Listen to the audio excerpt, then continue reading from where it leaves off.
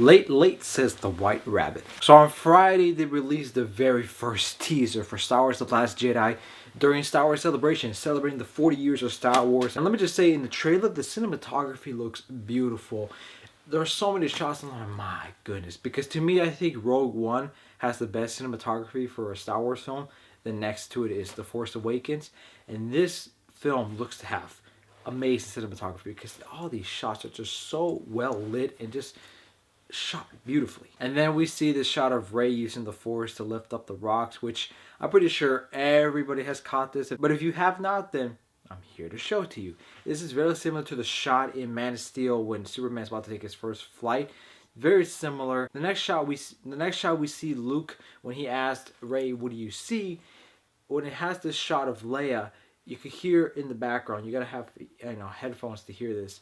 But you can hear it says, "Help me, Obi-Wan," to which Leia said in the very first Star Wars film. And then the next shot of Kylo Ren's destroyed helmet, you can hear "Seduced by the Dark Side." And then we get a zooming in shot of these Force books. I'm guessing that's what they are. You hear Yoda's voice that says, "Surround us, bind us." And then we see my boy Finn, who is recovering. I'm hoping for this film, they really give a chance for Finn to actually do a lot more and delve even deeper into his character. After we see the shot of Rey running the lightsaber, we see Kylo Ren, and we see the scar that he has due to the events of, Rey cutting up his face in the last film. I'm not so sure if this is a mistake or it's just a shot. I hope it's not like this for the rest of the film, because his damn scar is not in the right place. How the hell did it move from his unibrow all the way to the right side, looking like Anakin? Which, by the way, I like how it mirrors Anakin's scar from Revenge of the Sith. That's cool. But my big problem is, why the hell is it misplaced? When Luke says,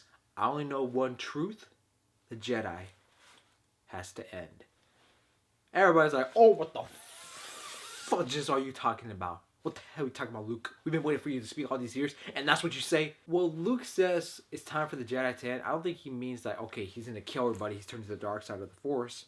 Well, maybe it could.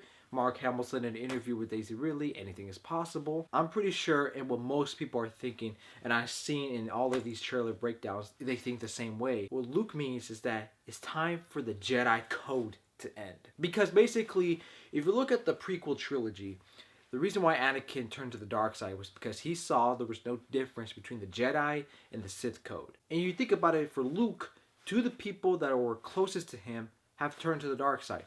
His father was once a Jedi and then turned to the dark side. And then his nephew, Ben, Kylo Ren, turned to the dark side. And he was trying to train him to become a Jedi, but then he was consumed by the dark side. So Luke has seen it. Okay, the Jedi Code is obviously not working, okay? Because there's obviously something wrong with it. And then, as we heard through The Force Awakens, Luke is looking for the last Jedi temple. And when we get in that zoom in shot of those books, those are the Force books. So obviously now Luke gets to read these books, the actual Force books, and read what it's actually all about. I'm guessing when he reads it, he's like, okay, he's probably going to follow the Gray Code. I put this picture right here because that book right there of the symbol is similar to the Gray Code symbol. And basically, if you look at the Gray Code, those are a lot of the lines that Rey says in the trailer.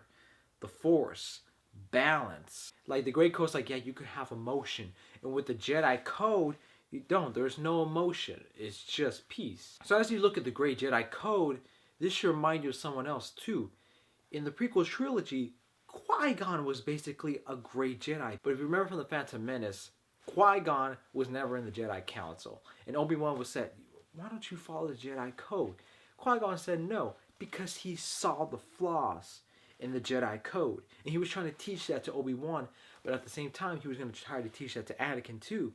But Obi-Wan, even when Qui-Gon died, he still didn't see the flaws in the Jedi Code. He only learned of it much later in his life when Anakin already became Darth Vader, which is why in the original trilogy, he approaches Luke more calmly and doesn't go about the Jedi Code and kind of teaches it his own way. And I'm guessing that's the whole arc of the film, and that's the whole point of the title, The Last Jedi. The Jedi Code is going to go away. The Gray Code will now be the way. I know I went full in deep nerd shit for this trailer review. Just basically turned into a trailer breakdown, basically. But that's what me and a couple of I've seen from other trailer breakdowns, that's what we're guessing was going to happen and what Luke means by the Jedi has to end. Overall, I love this trailer. It's a great teaser. And also, too, to the people that saying, oh my goodness, they didn't show enough. It's a teaser. It's not a full official trailer. Shut your ass up.